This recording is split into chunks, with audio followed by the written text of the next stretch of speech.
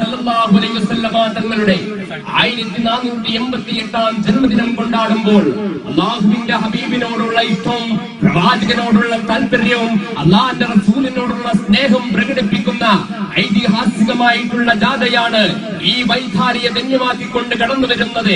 ആശീർവദിക്കുക, അനുമോദിക്കുക, അനുമോദനത്തിന്റെ 1000 പൂച്ചെണ്ടുകൾ അർപ്പിക്കുക.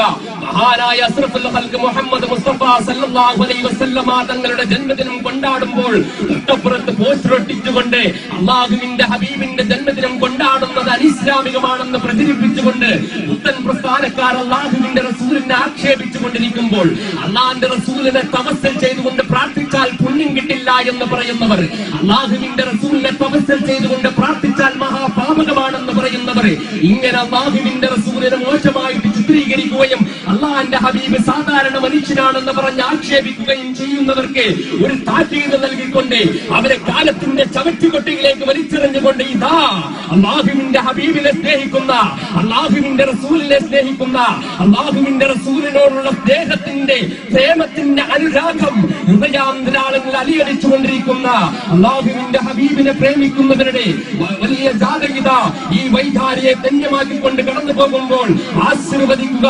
അനുമോദിക്കുക, അനുമോദനത്തിന്റെ പൂച്ചെണ്ടുകൾ അർപ്പിക്കുക.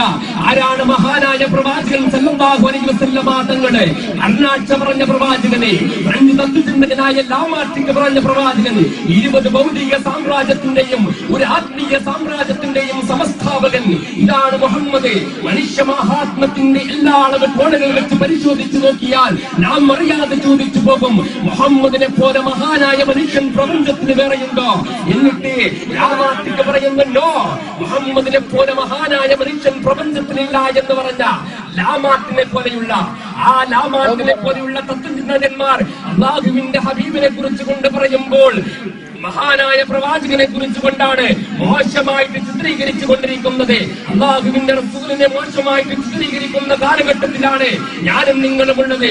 ആ ഹബീബിനെ മോശമായിട്ട് ചിത്രീകരിക്കുമ്പോൾ ലോകത്തിന്റെ മുന്നിൽ അല്ലാഹുവിന്റെ ഹബീബ് ആരാണെന്ന് തുറന്നു പറയാൻ നമുക്ക് കഴിയണം. എന്റെ പ്രിയപ്പെട്ട മുസ്ലിമേ, എന്റെ പ്രിയപ്പെട്ട സഹോദരന്മാരെ, ഫ്രണ്ട്സിന്റെ